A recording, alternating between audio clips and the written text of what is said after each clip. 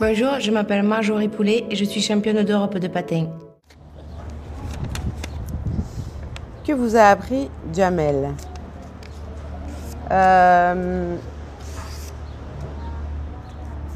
Qu'on était là pour s'amuser quand même. Parce qu'au début, j'étais quand même... J'ai pas compris tout de suite l'idée qu'on était là pour s'amuser quand même. J'avais envie de faire ce métier, mais ça me traumatisait quand même vraiment beaucoup. Ouais, je pense que c'est lui qui m'a fait comprendre qu'il y avait un vrai échange de conneries à faire avec le public et que c'était pas juste toi qui arrives sur scène avec 150 juges chinois et il faut faire ton numéro parfaitement. Et que voilà, du coup, ça permettait quand même vachement plus de souplesse dans ce que j'imaginais être l'exercice du stand-up. J'avais une copine qui essayait de me rassurer l'autre jour et elle me disait non, mais tu sais, Blanche, maintenant, on peut congeler ses ovocytes. Ça va pas du tout remonter le moral. C'est glauque. Je me suis projetée dans 5 ans, toujours célibataire, en train de revenir seule de chez Picard, là. Et ranger mes poissons panés à côté de mes enfants panés. Horrible. La vanne dont vous avez honte. ouais, j'ai une vanne dont j'ai honte. ouais, j'ai une vanne dont j'ai honte parce qu'en fait, c'est une vanne qui a beaucoup marqué les gens. Et du coup, on me l'a beaucoup ressorti dans la rue. C'est une vanne où en fait, je disais que j'en avais marre que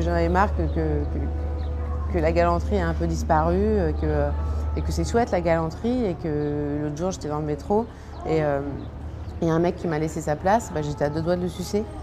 Et cette vanne me poursuit. D'ailleurs, je ne sais pas pourquoi je l'ai raconté, c'est totalement idiot. Parce que là, je remets un cycle en route. Oui, moi je trouve que le sexe c'est important, bien sûr, surtout la nuit, quoi, parce que bon, la jour ça sert pas à grand chose, quoi, à part pour faire pipi, quoi. La MJC de Courbevoie, mais oui, la MJC de Courbevoie. Là, j'ai travaillé. Ah ouais, quand même. Ouais, la MJC de Courbevoie, le théâtre de l'Espiègle, dirigé par un metteur en scène qui s'appelle Daniel Lacroix. Et c'était génial parce qu'il nous a embarqués à Avignon, on faisait du théâtre de rue, on logeait au camping à Avignon, comme une espèce de compagnie de cirque, mais un peu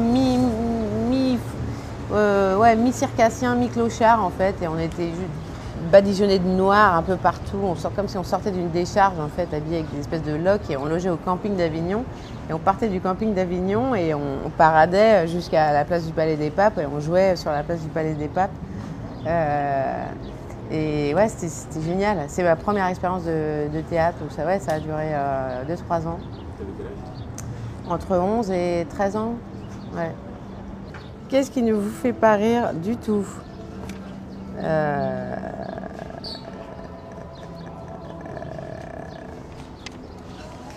Le futur, ça me fait pas rire.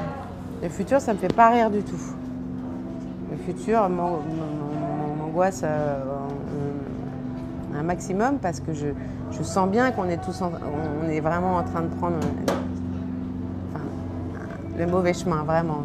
Je vais vous dire, l'engagement il est tout à fait normal, parce que moi, comme je dis toujours, l'écologie ça commence à devenir vraiment un sérieux problème au niveau de la nature. Et je vais vous dire un truc, Blanche, je pense qu'à force d'oublier la nature, un jour, c'est la nature qui va nous oublier. Calvin Klein ou Louis C.K. Ah écoute, Louis, toujours Louis quoi. En fait j'avais super peur qu'il n'y ait pas de public du tout pour ça en France. Je pensais que c'était pas possible, et en fait c'est complètement possible, il suffit d'y aller quoi. On va creuser dans des endroits où normalement on a honte de soi-même et voilà, qui montre un truc un peu ridicule de soi, mais profondément ridicule et profondément aussi un peu mauvais des fois.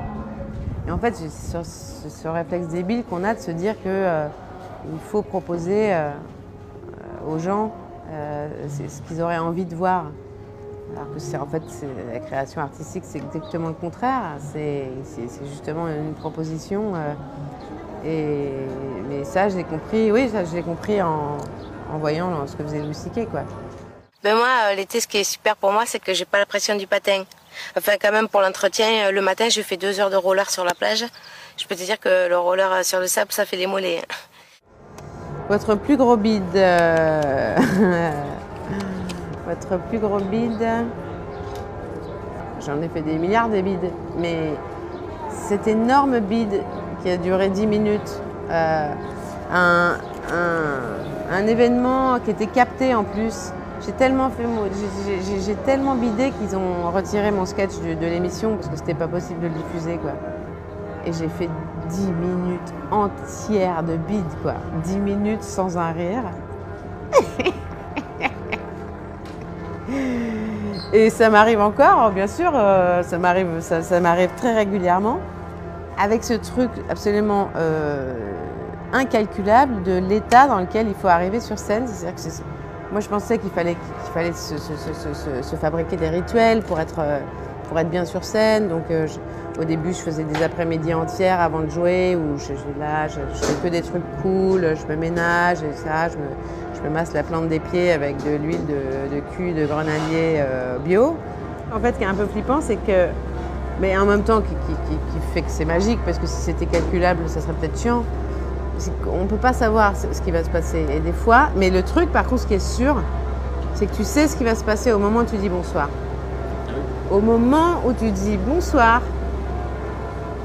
il y a un truc, mais voire même au moment où je monte l'escalier pour arriver sur scène, je sais déjà. C'est très sérieux ce que je dis, merde. Alors que passe cette très jolie petite... On n'a pas vu.